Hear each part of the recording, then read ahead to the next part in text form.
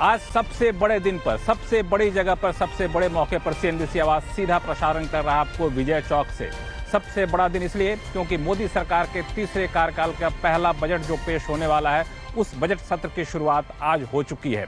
और सबसे बड़ा मौका इसलिए क्योंकि ये जो बजट सत्र की शुरुआत हुई है, उसमें अब से कुछ ही मिनटों में आर्थिक सर्वे पेश किया जाएगा। मेरे दाएं हाथ पे जो बिल्डिंग है वहां पे आर्थिक सर्वे बना है और मेरे बाएं हाथ पे जो बिल्डिंग है वहां पे आर्थिक सर्वे पेश किया जाएगा और वहीं से मैं आर्थिक सर्वे की हर बड़ी बातें, हर बारीक बातें सबसे पहले अब तक ला रहा हूं। और इस आर्थिक सर्वे से क्या मायने निकाला जाए, इस पर भी चर्चा करेंगे क्योंकि हमारे साथ दो खास मेहमान जुड़ रहे हैं। एचडीएफसी बैंक के चीफ इकोनॉमिस्ट साक्षी गुप्ता हमारे साथ जुड़ रही हैं। कुछ ही देर में सुनील सुब्रमण्यम जुड़ेंगे जो किसी परिचय के मोहताज नहीं है, इंडस्ट्री वेटरन है। और हमारे साथ हमारे सहयोगी असीम मनचंदा जुड़ेंगे। असीम मनचंदा क्यों जुड़ रहे हैं ये आपको अभी नहीं बताऊंगा, ये राज रहने दीजिए, क्योंकि हालांकि संकेत दे दूं कि एग्रीकल्चर सेक्टर के कवर करते हैं, उनसे मैं क्या जानूंगा आपको बताऊंगा जब उनके पास आऊंगा तो। लेकिन इससे पहले बता दूं कि अब से कुछ ही मिनटों बाद आर्थिक सर्वे पेश किया जाएगा। ये जो आर्थिक सर्वे पेश किया जाएगा उसमें सबकी निगाहें इस बात पर टिकी रहती हैं कि जीडीपी ग्रोथ का अनुमान आर्थिक सर्वे में क्या दिया जाता है, क्योंकि इस अनुमान के आधार पर तय होता है कि अर्थव्यवस्था की रफ्तार कितनी रहने वाली है, टैक्स कलेक्शन क्या रहने वाला है, किस सेक्टर पर सरकार सबसे ज्यादा फोकस करेगी, सरकार की चुनौतियां क्या रहेंगी। तो हमने जैसा कि सुबह में बताया था, हम लोगों को सूत्रों से जानकारी मिली है मुझे कि आर्थिक सर्वे में 6.3 से लेकर 6.8 के बीच में जीडीपी ग्रोथ का अनुमान पेश किया जा सकता है। यानी अगले कारोबारी साल यानी 2025-26 में आर्थिक सर्वे के मुताबिक जीडीपी ग्रोथ 6.3 यानी 6.3 से लेकर के 6.8 के बीच में रह सकता है। यह आर्थिक सर्वे में अनुमान दिया जा सकता है। अब आप पूछेंगे इतना कम क्यों दिया जा रहा है, तो जो सूत्र बता रहे हैं उसके मुताबिक आर्थिक सर्वे में इतना कंजर्वेटिव अनुमान इसलिए दिया जा रहा है क्योंकि अंतर्राष्ट्रीय स्तर पर चुनौतियां काफी ज्यादा हैं। और ये कह सकते हैं पूरे आर्थिक सर्वे की एक थीम भी हो सकती है कि अंतर्राष्ट्रीय स्तर पर चुनौतियां उससे कैसे निपटा जाए। चुनौतियां इस कदर हावी हैं कि सरकार का भारत का एक्सपोर्ट तो होगा, लेकिन जीडीपी के मुकाबले एक्सपोर्ट का जो रेशियो का है वो कम होता हुआ दिख रहा है। सबसे बड़ी चुनौती आर्टिफिशियल इंटेलिजेंस से रोजगार के मौके पर हो सकती है। चाइना की मैन्युफैक्चरिंग सेक्टर में बढ़ती दखल की एक बड़ी चुनौती है, जहां पे बैटरी या फिर सोलर पैनल जैसी चीजों पर चुनौती बढ़ रही है, चूंकि वहां पे काफी ज्यादा मैन्युफैक्चरिंग बड़े पैमाने पर हो रहा है। तो ये सारी बातें यहाँ पे की जा सकती है। और आर्थिक सर्वे एक और महत्वपूर्ण बात जो कहा जा सकता है वो ये है कि सरकार को दो मोर्चे पर खास फोकस करना होगा। एक, कृषि क्षेत्र पर आपको विशेष जोर देना पड़ेगा, उस फोकस को हटाना नहीं और डिफोकस नहीं करना है। दूसरा, इंडस्ट्री के डीरेगुलेशन की तरफ आपको चलना है, नियमों, कायदे, कानून को और ज्यादा आसान बनाना है। ये जो कहा जा रहा है आर्थिक सर्वे में, इसके मायने क्या है, अर्थव्यवस्था के लिए क्या संकेत आ रहे हैं, इस पे अपने मेहमानों से आपका चर्चा करूंगा मैं। लेकिन उससे पहले संसद सत्र की शुरुआत से ठीक पहले आइए सुनते हैं प्रधानमंत्री ने क्या कहा, क्योंकि वो जो बात है वो पूरे आय की रूपरेखा तय करती है। ये बजट एक नया विश्वास पैदा करेगा, नई ऊर्जा देगा कि देश जब आजादी के 100 साल मनाएगा तब विकसित होकर रहेगा। इनोवेशन,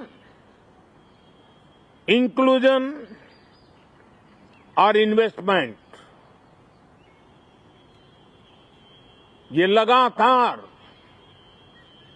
हमारे आर्थिक गतिविधि के रोड मैप का आधार रहा है। नारी शक्ति के गौरव को पुनः प्रस्थापित करना, पंथ संप्रदाय के भेद से मुक्त होकर के हर नारी को सम्मानपूर्ण जीवन मिले, उसको भी समान अधिकार मिले, उस दिशा में इस सत्र में कई महत्वपूर्ण निर्णय लिए जाएंगे। आज देश बड़े निर्णयों और नीतियों को असाधारण गति से लागू होते देख रहा है और इन निर्णयों में देश की गरीब, मध्यम वर्ग, युवा, महिलाओं, किसानों को सर्वोच्च प्राथमिकता मिली। मेरी सरकार ने तीसरे कार्यकाल में सभी के लिए आवास के उद्देश्य की पूर्ति के लिए ठोस कदम उठाए हैं। प्रधानमंत्री आवास योजना का विस्तार करते हुए 3 करोड़ अतिरिक्त परिवारों को नए घर देने का निर्णय लिया गया है। इसके लिए 5,36,000 करोड़ रुपया खर्च किए जाने की योजना है। मेरी सरकार गांव में गरीबों की उनकी आवासीय भूमिका हक देने और वित्तीय समावेशन के लिए प्रतिबद्ध है। इस दिशा में स्वामित्व योजना के अंतर्गत अब तक 2 करोड़ 25 लाख स्वामित्व कार्ड जारी किए गए हैं। तो आपने देख लिया प्रधानमंत्री को इनका इशारा साफ तौर से कि ये बजट काफी ज्यादा बड़ा एक रोड मैप पेश कर सकता है और बजट से पहले आर्थिक सर्वे में इसके संकेत मिल सकते हैं। उस पर चर्चा करूं उससे पहले एक बार सुन लेते हैं राष्ट्रपति महोदया ने क्या कहा दोनों सदनों के संबोधन में। देश बड़े निर्णयों और नीतियों को असाधारण गति से लागू होते देख रहा है और इन निर्णयों में देश की गरीब, मध्यम वर्ग, युवा, महिलाओं, किसानों को सर्वोच्च प्राथमिकता मिलेगी। मेरी सरकार ने तीसरे कार्यकाल में सभी के लिए आवास के उद्देश्य की पूर्ति के लिए ठोस कदम उठाए हैं। प्रधानमंत्री आवास योजना का विस्तार करते हुए 3 करोड़ अतिरिक्त परिवारों को नए घर देने का निर्णय लिया गया है। इसके लिए 5,36,000 करोड़ रुपया खर्च किए जाने की योजना है। मेरी सरकार गांव में गरीबों की उनकी आवासीय भूमिका हक देने और वित्तीय समावेशन के लिए प्रतिबद्ध है। इस दिशा में स्वामित्व योजना के अंतर्गत अब तक 2 करोड़ 25 लाख स्वामित्व कार्ड जारी किए गए हैं।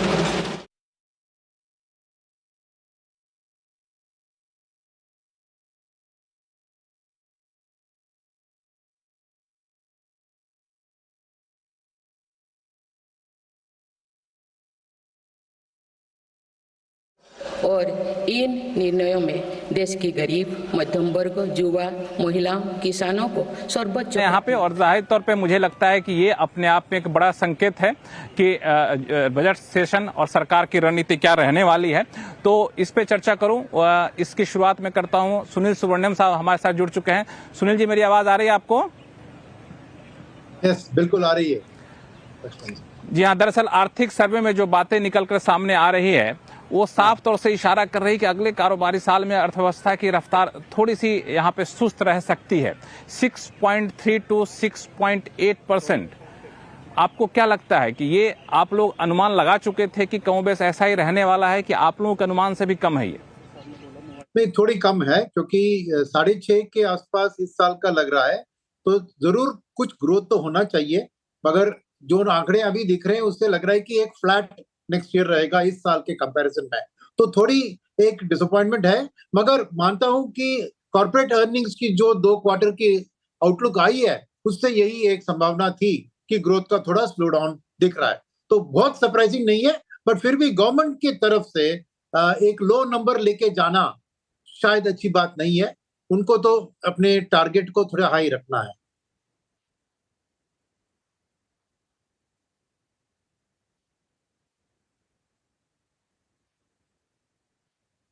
ने साफ तौर से जो कहा उसका मतलब ये है कि अर्थव्यवस्था में आने वाले दिनों में चुनौतियां जो है उसके लिए सरकार को भी कई सारे कदम उठाने पड़ेंगे।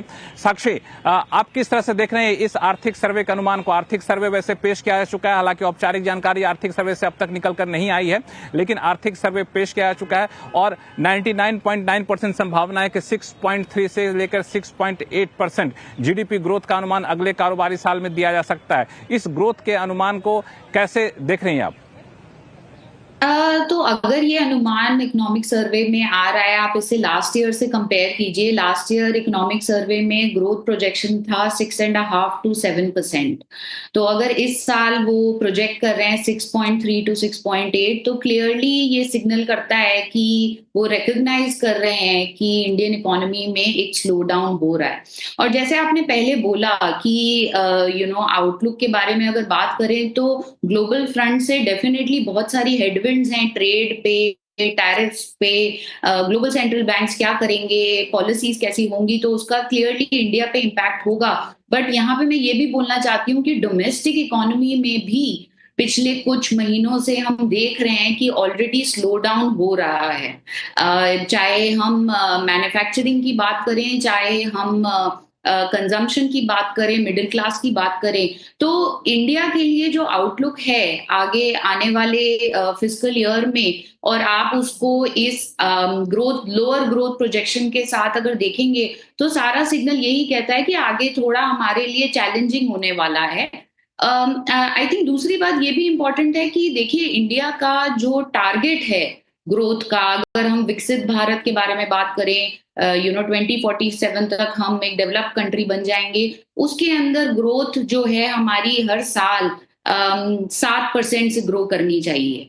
तो 6.3 to 6.8 क्लियरली ये उस टारगेट को मिस करता है। और मेरी एक्सपेक्टेशन ये है कि बजट में और आने वाली आरबीआई पॉलिसी में ग्रोथ को बूस्ट देने के लिए डेफिनेटली हमें कुछ पॉलिसीज दिखेंगी।